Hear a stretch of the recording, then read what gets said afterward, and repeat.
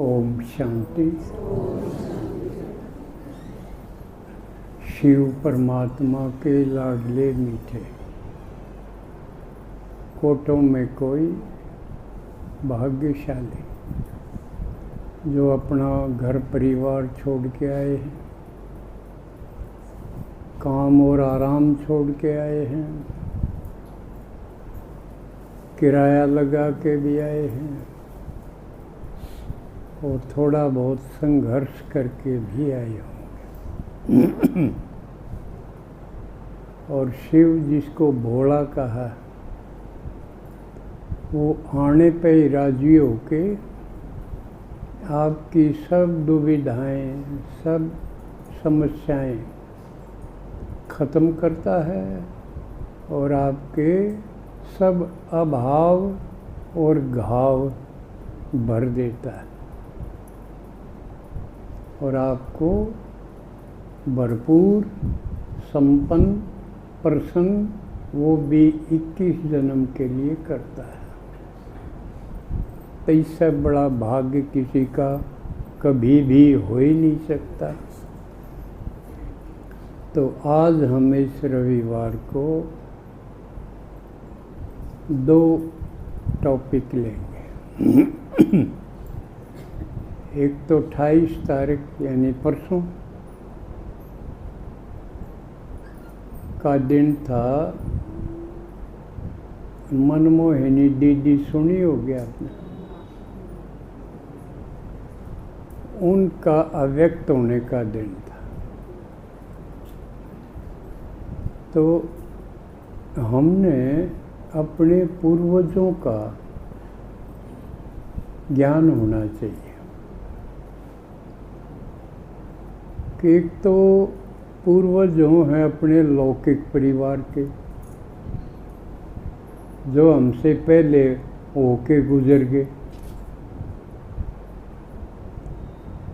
उनमें भी कोई अगर स्मरण करने के लायक हों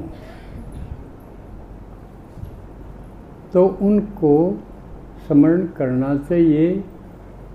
जिसने आप मनाया भी करा, जिसने बरसों कमा,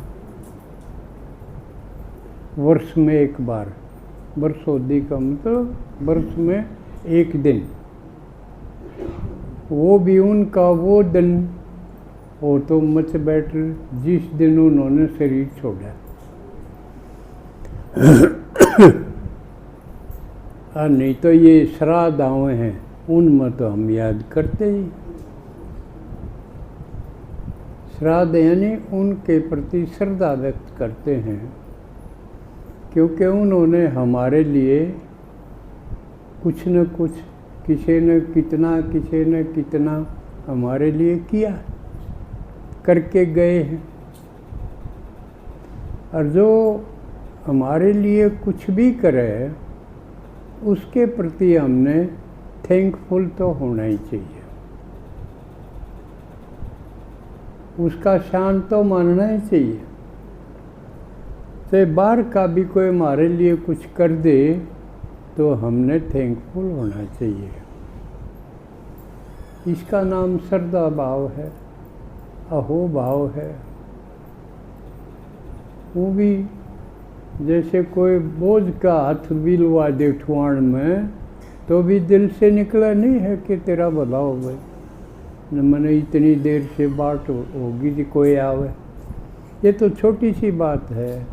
और जिसने अपना जीवन लगाया हो या जीवन के कुछ वर्ष लगाए हो हमारे लिए, तो जीवन का तो कोई मोल नहीं हो सकता ना। अब जैसे प्रैक्टिकल है, अब मैं आए वीरवार आपके लिए ही तो बोलूँ हूँ ना, मैं जो बोलूँ हूँ वो तो मेरा याद है, मेरे पास तो वो है ही, तो मैं क्यों बोलूँ हूँ कि आप भी उसका महत्व समझो, उसका लाभ समझो। तो एक ढंग से मैं अपना जीवन आपको दे रहा हूँ, और जीवन देने से बड़ी कोई चीज़ होती नहीं। अको हो सके, धन है वो कम पड़ेगा, क्यों आदमी जिंदा है तो कमावा है, तो उसमें से दे देगा थोड़ा बहुत। सबसे बड़ा देन है उस जीवन देना, या जीवन में से अपना कोई भाग, कोई अंश देना। तो क्योंकि अपने ही हो गए दो परिवार, एक तो जिसमें हमारा जन्म हुआ, एक हम बाबा ने गोद लिए, तो वो गोद आया का यो दूसरा जन्म हो गया। ब्राह्मण का भी वैसे द्विज बोले, द्विज मतलब दूसरे जन्म है वो, द्विज मान दूसरा, जय माने जन्म, जिसका दूसरा जन्म हो गया हो, इसी जन्म में दूसरा जन्म। एक तो गर्भ से जन्म हुआ, वो कुख वंशावली हो गई, वो जिसका जहाँ भी हुआ। लेकिन महत्वपूर्ण ये है कि भगवान के घर दूसरा जन्म हो गया, ब्रह्मा के घर दूसरा जन्म हो गया। ये महत्वपूर्ण है, क्योंकि वो तो साधारण है, सब जीव जंतुओं का हुए है, माँ बाप से जन्म, गर्भ से जन्म। तो लेकिन उसमें ज़्यादातर कमाना, खाना, सोना, लड़ना, रोना, बस यो करके पूरा कर दिया जाए। कोई उल्लेखनीय बात नहीं होती, जोर पशु पक्षी करे हैं, न्यू यू कर दिया, तो इसमें कोई महत्वपूर्ण बात नहीं। यहाँ तक तो पशु माना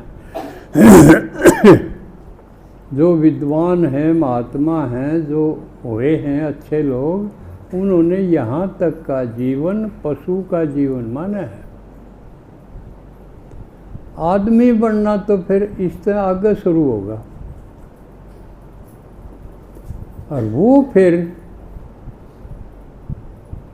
जीवन शुरू होगा। यहाँ तक जन्म था, जन्म माँ बाप देव में है, और जीवन फिर गुरु देव है।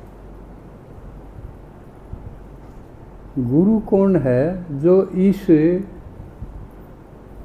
पशुता के जन्म से ऊपर उठा दे, इसे जगा दे। और इससे के कई नाम है, जगाना भी इसका काम है। अगर जाग सजनिया जाग, जाग जाग, कितने महात्माओं ने जगान का कितना गायन कराया है। तो जगाना उस नींद तो थोड़ी है, या रात न सोवा, इस तो ताप जाग जावा, यो नहीं। हम जो इस पशुता में जी रहे हैं ना, इससे जगाना। अब तुम सिर्फ इसीलिए नहीं बने हो, तुम आत्मा हो, तुम देवात्मा तक जा सकते हो। बढ़ो, जागो, चढ़ो, पढ़ो, इसलिए इनसे बढ़ेगा। देखो अनपढ़ में पढ़े में फ़र्क नहीं हो जाए, वो कीमती हो जाए, उसने अच्छी सर्विस मिल जाए तो वो कितना धन कमा सके है, और अनपढ़ नहीं कमा सकता, तो उसकी कीमत बढ़ गई पढ़ने से।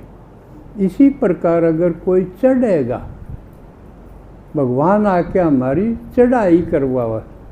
चढ़ाई माने हम इतने नीचे थे, चढ़ते चढ़ते महात्मा बन जावांगे, देवात्मा बन जावांगे, तो यह चढ़ाई हुई ना।